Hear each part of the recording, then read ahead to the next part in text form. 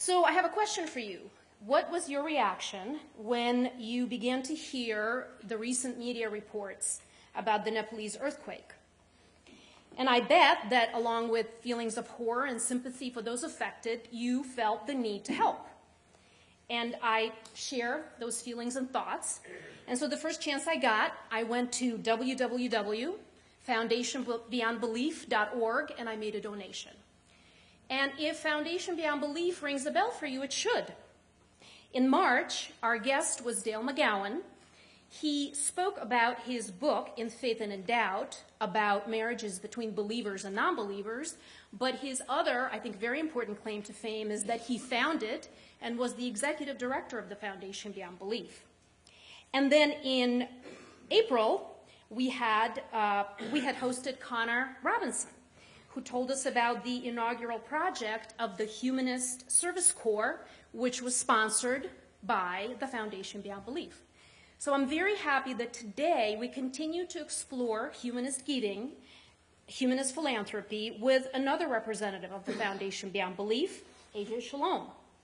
AJ serves as the Humanist Giving Program Coordinator there, and in her role, and I'm sure she'll tell us much more about it, she develops research protocols and selects potential beneficiaries of the foundation. AJ is a lifelong humanist Jew. She also has 15 years of nonprofit experience, including with the Society for Humanistic Judaism, Highland Park Community Nursery School, and the Community Family Center. AJ, welcome.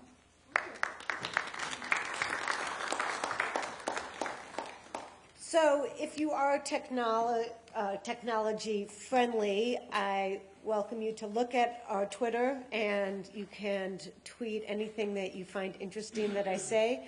Foundation Beyond Belief is @FoundBB, and my Twitter is @AJGiving. So I want to thank you very much for inviting me here. I've been to a number of talks, and I'm just thrilled to be here. So I'm going to talk a little bit about humanist philanthropy, and then I'm going to talk about what I do as the Humanist Giving Program Coordinator. So, that didn't work. Oh, nope. No, oh, it has a little thinking. Okay, so what I call the brouhaha. There was a study and a book called Who Really Cares by Arthur Burks. The Surprising Truth About Compassionate Conservatism, America's Charity Divide, Who Gives, Who Doesn't, and Why It Matters. This book went through a very lengthy survey, and the statistics do show that in real dollars, volunteer hours, and the percentage of income of those who self-label themselves as religious and conservative outgive their peers that self-label themselves secular and liberal throughout the survey in every single step. It was surprising, because even in secular giving, not just giving to their church. So this surprised people, and as I dove further into the book, I found some interesting things. First, that all the statistics were pretty right on. The other thing two things I found was he took the moderates out of the picture. And I think when you take the moderates out, when you put the moderates back in, you blur those lines that are strict when you're looking at religious conservatives and secular liberals. So I was disappointed in that. And the other thing was that he really felt that it was important to point out the discrepancy. We are right. You are wrong. We are in two different camps. Giving does not come in camps. There's so many people to help that we don't need to be divided into camps to do good.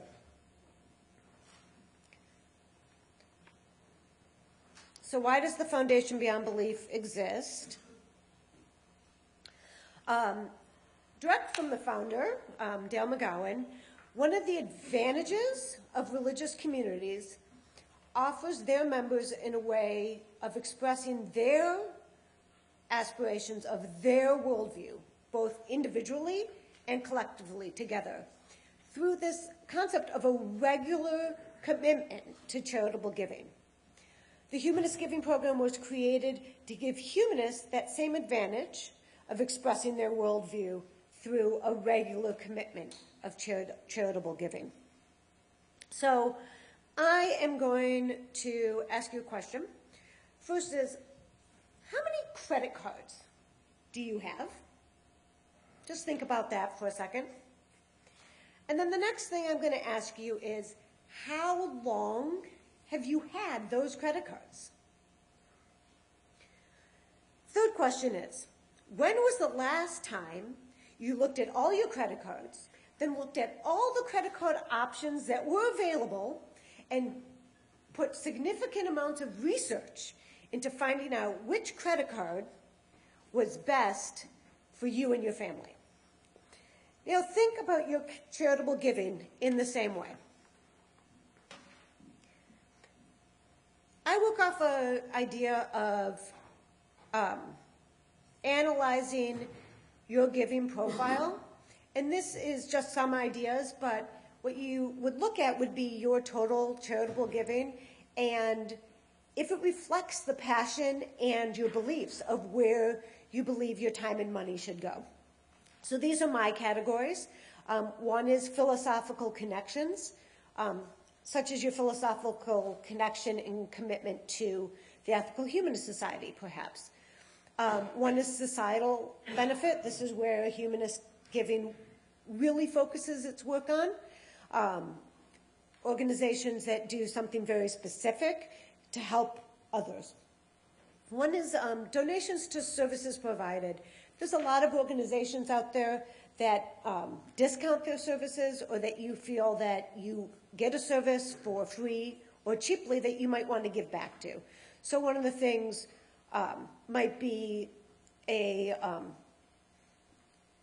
natural space that a nonprofit runs that you want to help preserve. So gut reaction giving. Svalana talked about the Nepal earthquake and how she just needed to do something, and that's a gut reaction. Or your neighbor who is raising money through a charity bike ride, or the child that comes to and you donate some cans because they're donating to the food bank. Those are all gut reaction givings. Advocacy work, very important. If you feel strongly about a belief, that you give to a nonprofit that raises the awareness of that belief and reaches out to governmental and non-governmental agencies to promote that. And the last one is volunteer hours. As we've always heard, time is money.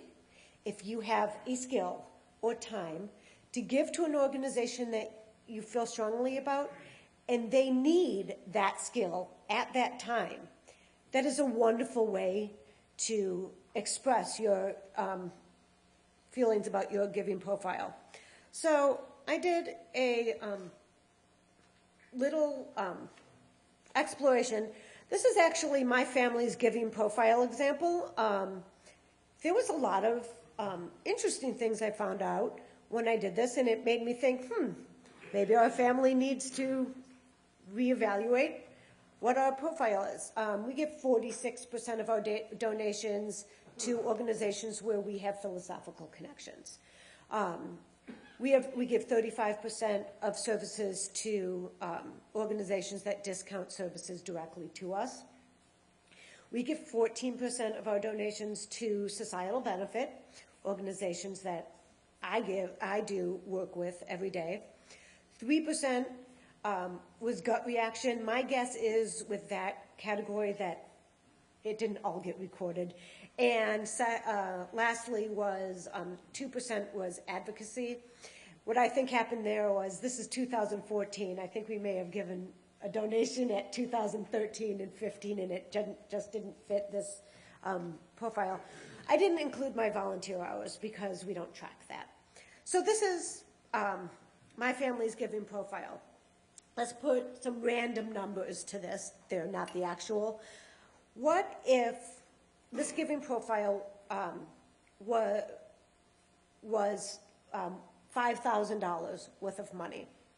So would you give in your giving profile, or what is important to you, would you change it if you had $250,000 to give away?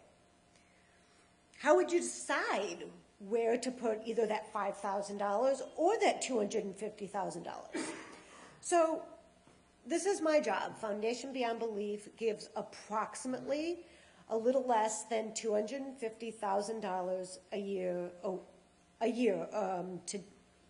to different organizations. I lead the team that helps to do the research and to make the recommendations of what organizations we might support.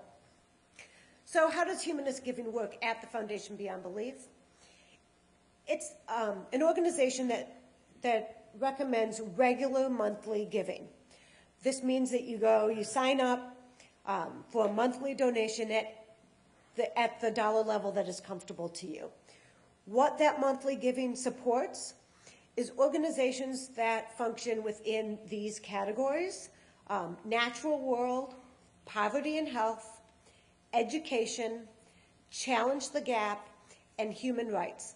I want to spend just a minute on challenge the gap. It's the most complicated category, but it's not really the focus of the speech. This is the category where we reach out across the non-religious and religious divide and help support liberal religious communities that do not proselytize in work where we have an affinity. So like I said, it's not the focus of this talk, but you might want to know what that is. I'm going to go to the next slide. So I'm going to tell you about some organizations that we have supported. Popo Hero Rats, we support in both the human rights category and the poverty and health category. We love when the categories overlap because what it shows is there are no strict boxes that you can put organizations in. So this is a staff favorite, and it is also my favorite organization that we've supported. So you'll see on the upper right, this project started with a scientist in Belgium, and he had pet rats, and he knew how smart they were and how to train them. So he did a lot of research on what needs were out there that his giant pet rats could help serve. And then he did a lot of research about the proper rat for the proper goal. So this is the giant pouched rat on your top right, and they train the giant pouch rat using only positive training techniques to locate landmines. So in the training of this, the rats learn to scratch at where the landmine is, get a positive reinforcement at that, and then that is flagged to be deactivated later. The giant pouched rat does not weigh enough to set off the landmine. Therefore, all of the time and energy that is done in training these rats can continue. No exploding rats. So they do this amazing work in areas that have landmines that are where people are at risk. It's almost mind-blowing that they can do it, and every time I read about it, I smile more. So then you see the bottom picture, and they're wearing gloves and they're, very medical-oriented. So in the area that the giant pouched rats were working in to deactivate landmines, there happened to be a huge tuberculosis outbreak. And I'm not sure how the giant pouched rats got involved. But what they found was the giant pouched rats could also be trained to identify tuberculosis in the sputum samples from tuberculosis-positive patients. In this area, it takes 72 hours minimum to get a result of TB, positive or negative back. But they found that the rats were able to identify a positive sample 90 to 95% of the time. So what this allowed the doctors to do was start treatment 72 hours earlier, and it was key to the survival of the patients. They still sent the medical samples out to make sure and do all the checks, but the rats did a very good job. So that's rats that can do landmines and tuberculosis training. So in 2013, we gave, Foundation Beyond Belief gave $10,740 to a Popo Hero Rats. I cannot give $10,000 to a Popo Hero Rats, no matter how many times I would want to. However, Foundation Beyond Belief chose to use some of its $250,000 available in giving to give a grant to a Popo. So I'm going to get into some of the things that we use to identify and to think about different charities that might become our beneficiaries. Charity models or charity lenses, I couldn't decide what to call it, but these are broad categories that give us sort of a sense of what the organization is based in and how it started. The first is a community-based model. These are often ground-up, volunteer, community-fed organizations. They tend to start as volunteer organizations, move to semi-professional, and hopefully to professional organizations throughout the years. They respond to community needs very well because they know the communities that they work in. The second is an evidence-driven model. This is very popular right now, where organizations either use the best practice model that is shown in their field, or they have done very specific double-blind evidence study to inform their work. Unfortunately, this is very expensive to show this. So they've also perhaps done internal evidence, internal or external studies to prove their work. The third is capacity building. This happens in two ways. The first way is that an organization that does one thing in one place very well wants to expand their one thing they do well into other locations. It also could be an organization that does a lot of things in one place very well, like a community-based organization, and they want to expand their model and their host of services to other locations, or they want to expand their services to the people they help. The biggest issue with capacity building, and it's a wonderful idea, but it takes a tremendous amount of cash influx to be able to expand these services and to do it properly. And that is difficult. So the last is innovative. And everyone, when they talk about innovative and flexible organizations, they also want them to be capacity building and evidence driven. Well, the innovative organizations, they're the ones with the brand new ideas. These are your social entrepreneurs of nonprofit giving. They can't be everything. So we encourage giving to innovative organizations because they're what might be the next step in the strong evidence-giving organization.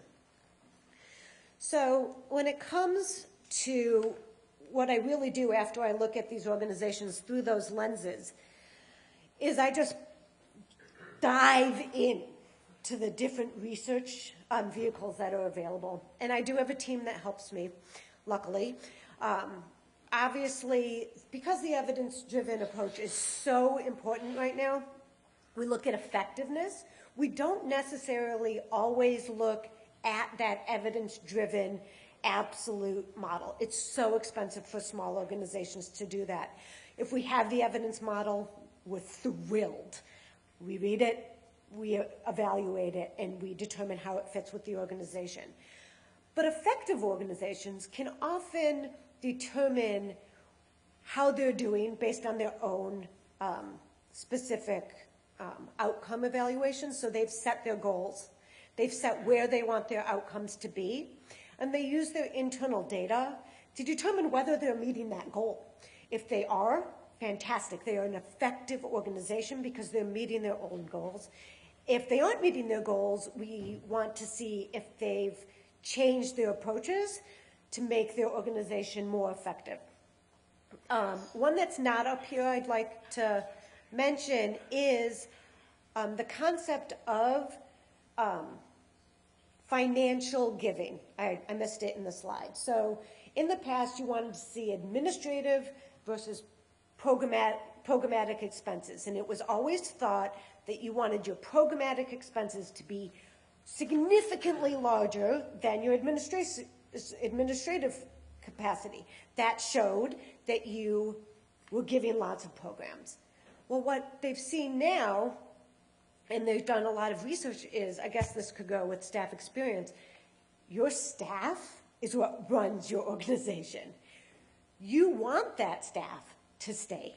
You want staff that might be in the private sector to come into the nonprofit sector, use their wonderful skills to make your organization succeed.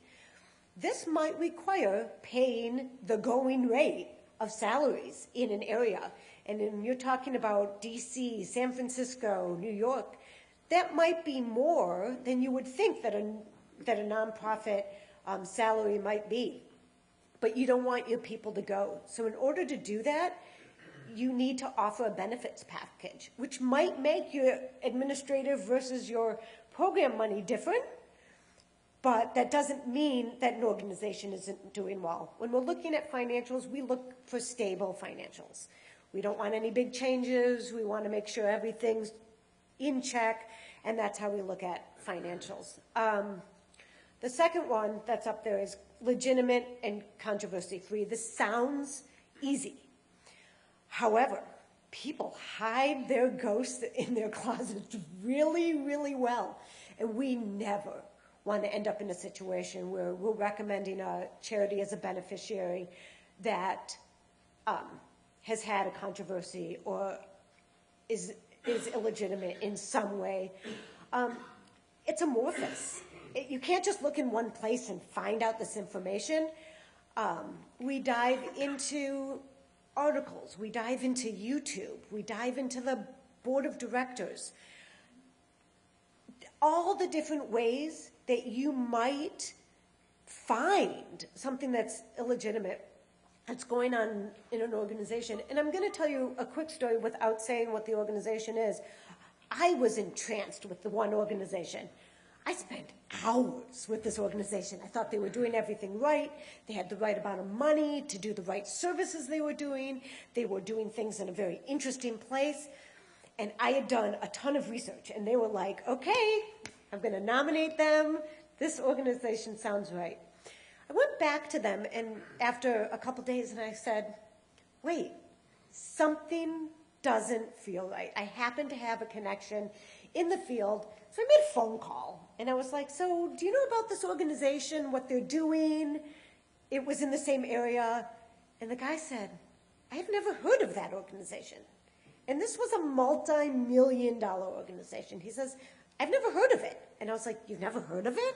He's like, no. And then you can hear him rolling his roll chair back into the hallway, and he screams down the hallway, hey, Bob, have you ever heard of this organization? He's like, I've never heard about it.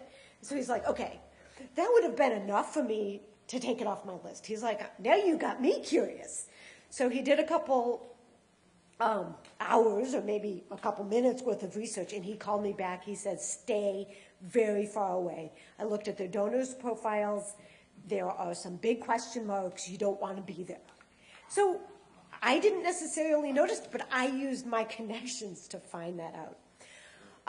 So what does secular mean? In our world, secular means non-religious, and hopefully non-religious in their personal, their professional, and their programmatic organizations. When I look back at the Brouhaha book, you know, the secular giving that the religious and conservatives were giving to, I was clicking through some of their endnotes, and what I found was their secular giving was largely to religious groups doing nonprofit nonprofit work, in other words. I'm not saying that that is bad, but that's not what Foundation Beyond Belief is looking to do. We're looking for secular organizations that are not putting their worldview into any of their work. So, storytelling. While this is not a make or break, an organization that has this wonderful story to tell that you can connect to is important, because not only do we want to give to our organizations in a financial manner, we also want to raise the profile of their organization in any way that we can, and we want to talk to our own giving members and tell the story to them so that they know the organizations where their money is going to. So the last two are things that we're working towards. Continuing support. At our conference last year, a woman named Caroline Fines, she does research in the world of philanthropy, and she talked very specifically about the need to offer continuing support to the people that you give to. About 70% of a nonprofit's organization comes from individual donors. Those individual donors take time and energy to connect with, to create a first donor, to keep them donating. So she was talking about when you're giving grant support or foundation support, to find a way to give that support on a regular basis. This is not something that the Foundation Beyond Belief is doing regularly right now, but it is something that is in my mind for coming up. And the last is impact donations, and this is something that we are doing. It's the concept of a capacity building, evidence-driven $60,000 program grant. So once a quarter, we combine all of those 5 giving categories, and we give 1 grant instead of 5. So it's called the Compassionate Impact Grant. It is the only grant area where we ask the organizations to fill out a very specific request for proposal for a very specific organization. Our first awardee is the Dudley Street Neighborhood Initiative. They are currently using our grant money to bring their program, which is called Fair Chance for Family Success, from the pilot organization into phase 1 and phase 2. It is a program that works within this neighborhood in South Boston, the Dudley Roxbury neighborhood. They've been there for 40 years. So this is that community-based organization that we're talking about. They're there and they know their people. So what they did for their pilot was they found groups of people that wanted to change their financial position. They weren't saying how they had to change their financial position, but groups of people that wanted to. And what they did was get neighbors to get together with a facilitator and talk about their own personal or family financial goals. These ranged from buying a new car to getting a better job to getting money to pay for their children's education. It was completely within a broad range. But what it did was, it let the community members choose their own goals. 2, it is allowing a group of people to hold each other responsible and to give support to each other within neighbor cohorts. These are people's neighbors. Plus, they also bring in other social service agencies that might help inform them of how to reach their goals better. So in 2014, we gave the Dudley Street Neighborhood Initiative $56,700. Now, this is not something I can give personally to this organization, but the Foundation Beyond Belief together was able to give a very impactful grant to this one organization. So when I talk about stronger, Foundation Beyond Belief was put together because we want to be stronger together. We want to create community. You have this wonderful community, Ethical Humanist Society. We want to help give another outlet to creating community within our reach. We want to elevate secular giving in the philanthropic world. There's family foundations, there's religious foundations, there's corporate foundations, there's personal donations, there's lots of ways to fund your organization. But we want to give the secular concept a very strong standing place in the philanthropic world. I was talking to our second Compassionate Impact Grant awardee just about some of the work they were doing so I could write a blog story piece. And he said, can we get off subject for a second? Because I want to say to you that I was thrilled at the wording of your organization and your grant, because for the first time, I could talk about the fact that we weren't applying doctrine, our beliefs, to where we work. He was like, I was able to say, we're just helping. And I felt, for the first time, completely comfortable saying that I don't care what they are believing. We want to help them raise their needs, and we are not giving to change their minds. And it was just a wonderful idea that we had elevated the concept of secular giving within the philanthropic world. They are a secular organization doing secular work.